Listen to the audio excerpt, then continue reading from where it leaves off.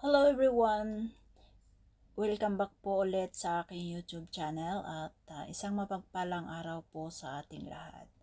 At today's video guys is atin pong mapapanood or atin pong pag-usapan ang tungkol po ulit sa isang pangarap po ni Kalinga Prab na nabigo po ng isang beneficiary. At ayan nga po, sobrang disappointed po si Kalinga Prab dahil po sa nangyari. At syempre ito naman po ay hindi po inaasahan or hindi po talaga naiwasan dahil nga po sa kadahilan ng talagang hindi po nakinig or naging pasaway po itong beneficiary natin. At ayun nga, ito na po ang nangyari sa kanya, ang dahilan na nabigo po ang pangarap ni Kalinga Prab. At ayan, bago po natin panoorin itong video na to is mag-intro po muna tayo.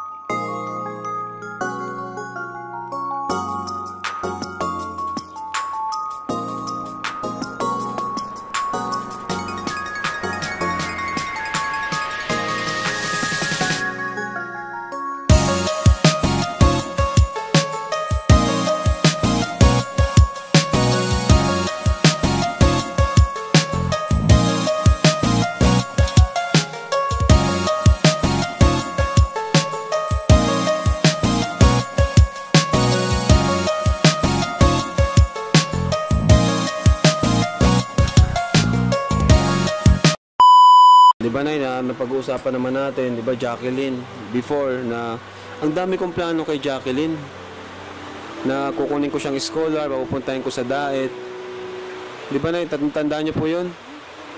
Eh kaso, yun na nga po yung nangyari, di natin inaasahan na magkakaanak siya.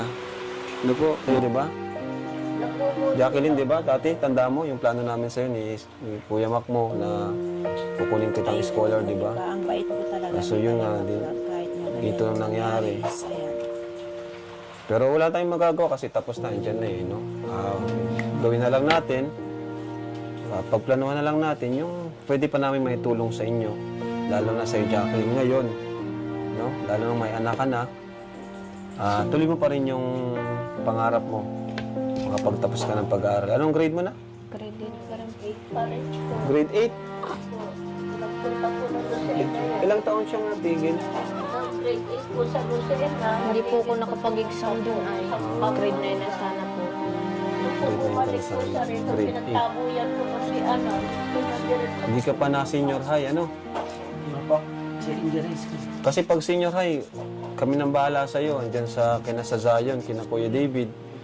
Libre doon. Kung papayag kang malayo siya dito muna, pansamantala, kasi mag-aaral siya. Wala namang school dito na ano. Sinabi ko na po. Di ba yun naman talaga yung plano natin sa kanya? Tapos na lang yung scholar na, tawag dyan, yung rooms ko para sa mga scholarship, tapos na. Yung sa church, may mga rooms kasi doon sa likod para sa mga scholars ko.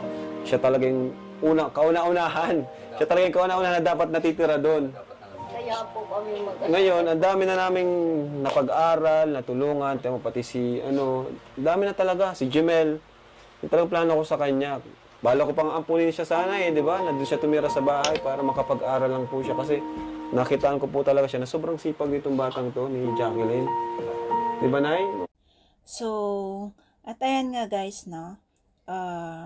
Ayun, laking pagkakamali po yung nangyari o yung nagawa po ni Jacqueline, pero hindi po iyon naging hadlang para kay Kalinga Prab para itigil po yung tulong para po sa kanila. Even though na-disappoint po si Kalinga Prab is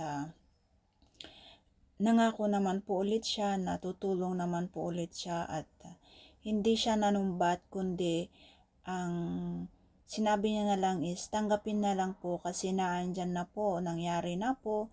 So, ang gusto na lang po ni Kalinga Prab is yung pag-usapan or bagong plano na naman po ulit kung paano po siya makatulong para kay Jacqueline dahil nga po mas kailangan po ni Jacqueline ngayon ang tulong kasi may bata na po siya. At ayan nga po is sa next video po is maririnig naman po natin si Lola sa kanyang hinanaing na halos maiyak na po siya sa laking sakripisyo niya po sa kanyang apo.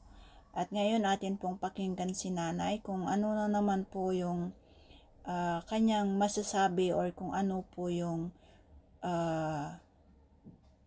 gusto niyang sabihin.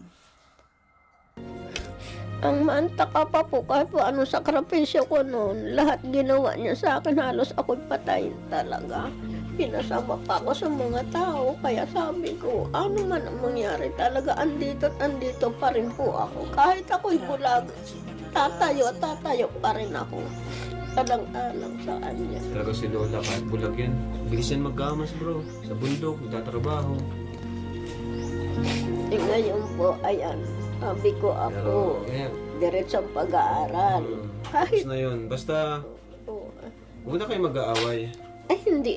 Ano? Hindi na po pati siya nananagot sa akin. Very good yan. Napakabait na po sa akin. Mga ko ka Jacqueline, ano? Sa amin, sa mga viewers na huwag na kayong mag-aaway ni Lola. No, kasi Hindi na po ko nag-away. Kapon po, si Lolo'y galit at walang ulam. Di, pinaalagaan ko muna po ito. Ako po yung nabis-bis magkuha ng pagdasbalan. Nagluto muna po kong ulam. Yun po, diretso hapunan. Nangingilig na po ba na? Maghapon Ang ulam po nila ni Lolo ay gata ay na ano din naman po ko kay Lolo at walang si Lolo, walang trabaho na. wala po yung hanap buhay. Kaya po kami ngayon kahit po paano. Kung naghukay nga po ang balingoy ngayon para yung pala nung may kaunti pambigas na natitira. Yun, sinain po ng anak ko. Opo. At yan nga po guys, no, narinig po natin yung sinabi po ni nanay na sobrang sakripisyo po yung ginawa niya, pero ganun po yung nangyari or naging kapalaran po ni Jacqueline kasi gawa nga po ng hindi po siya nakikinig or sinunod niya po yung kanyang gusto. At sana naman po si Jacqueline ngayong may anak na po siya is magbago naman na po siya at maging aral na po sa kanya na kailangan sumunod po tayo sa utos ng ating mga magulang or sa mga nakakatanda po sa atin. At ayun, sa pagbisita po nila Kalinga Prab doon is may dala din po silang groceries as usual. At ito nga po, habang binubuksan po yung dala po nilang grocery is meron pa rin pong sinasabi si nanay or kunikwento po si nanay na medyo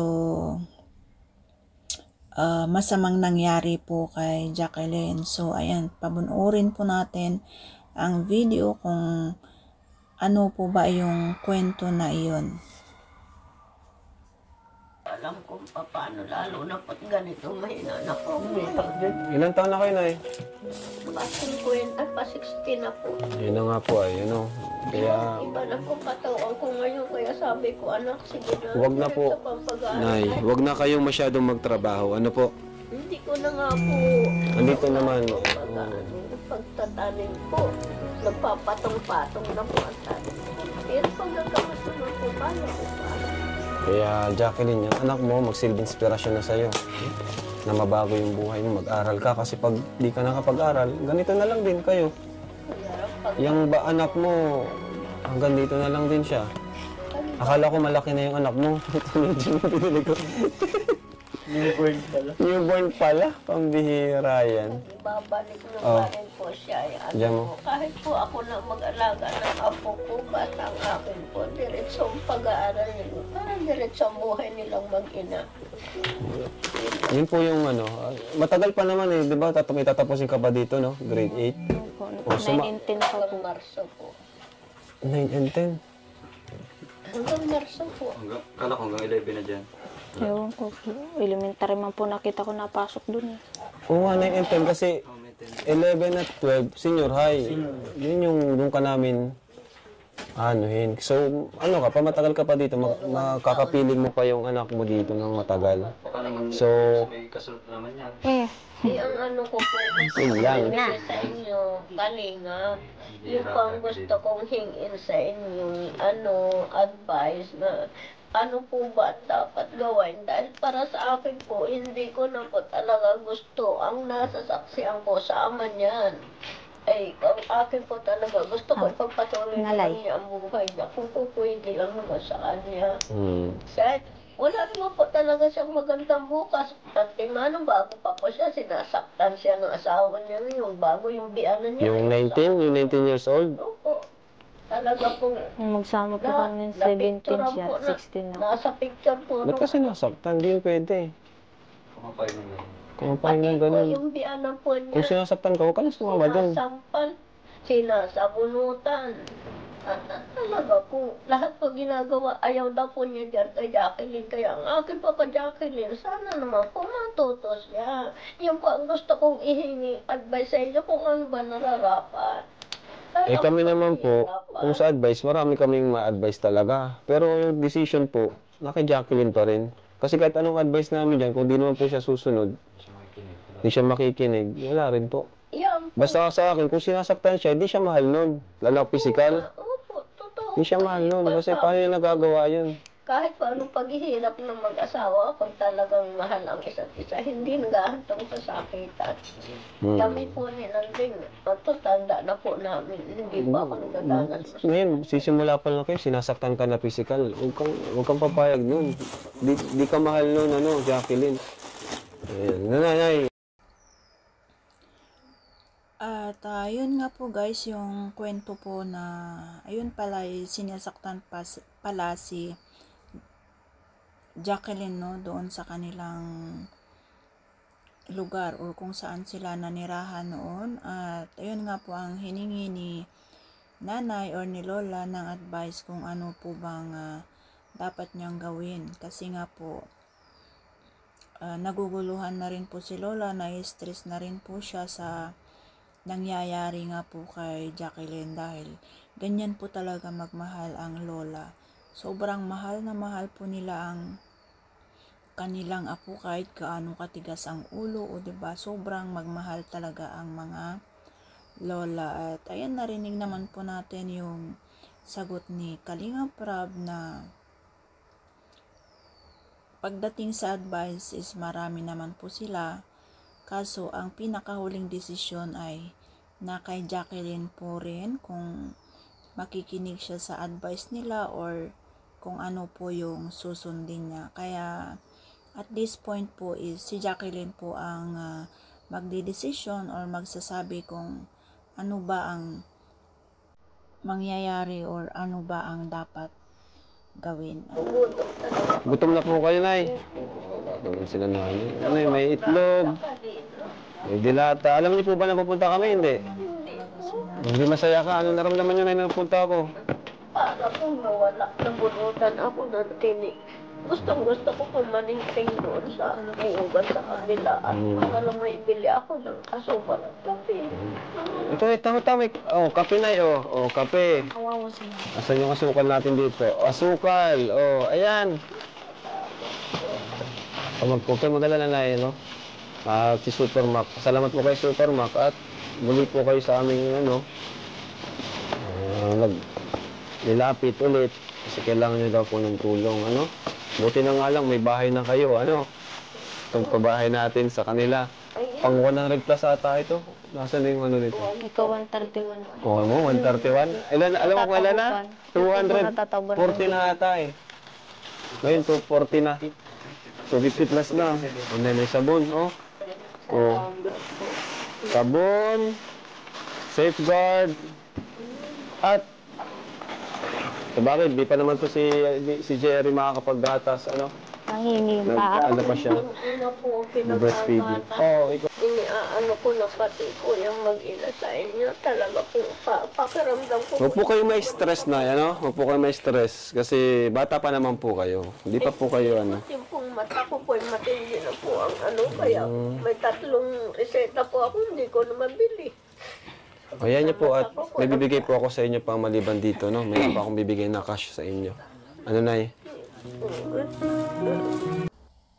So, ayan nga guys, no? Sobrang tuwa po ni nanay dahil dumating po ang Team Kalingap or dumating po si Kalingap Rab sa kanilang buhay ulit at hindi niya po inaasahan yon na sila po ay babalikan ni Kalingap Rab.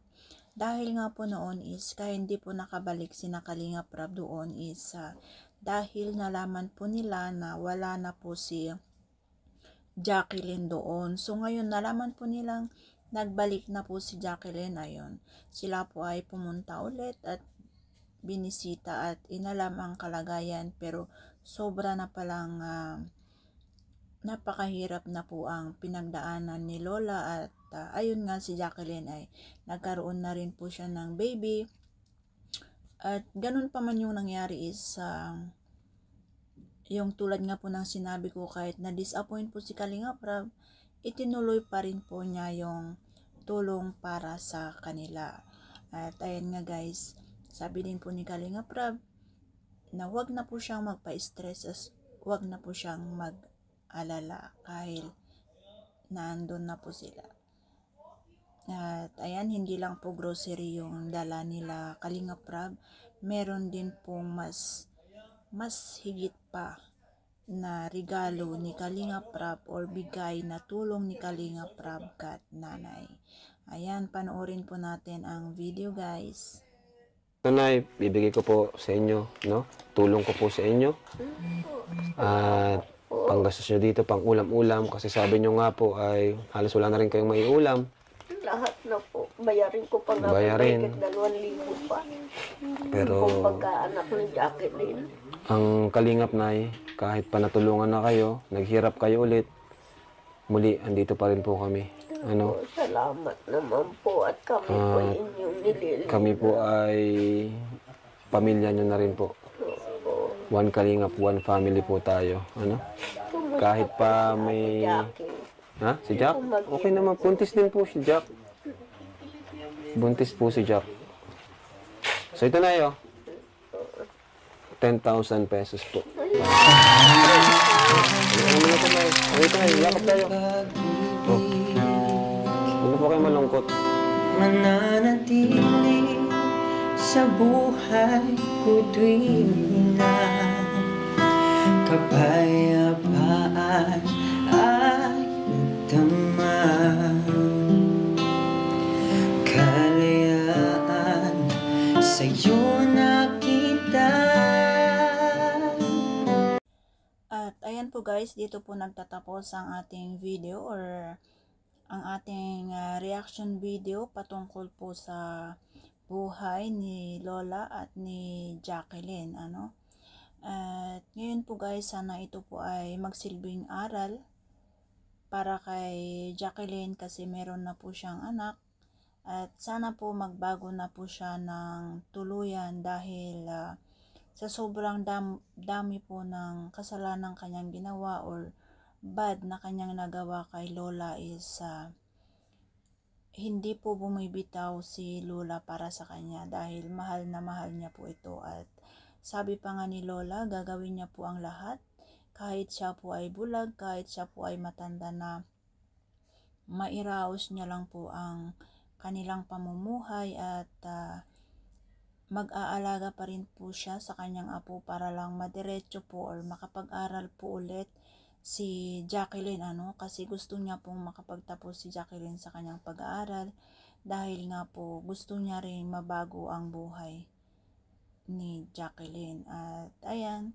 nangako din po si Kalingap Rab na hindi rin po sila pababayaan or isa po siyang scholar niya pag mag-aral na po siya ng senior high school. At ayan nga,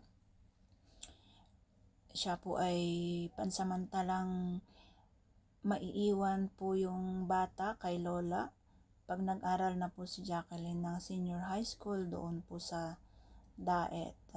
Ayan, maraming salamat po sa walang sawang pagsubaybay sa aking YouTube channel, at huwag po nating kalimutang suportahan ang founder ng Kalingap na si Kuya Bal Santos Matubang, Ate Edna Vlog, at Kalingap Rab, at of course sa lahat po ng K-Boys. Ayan, bye-bye and God bless.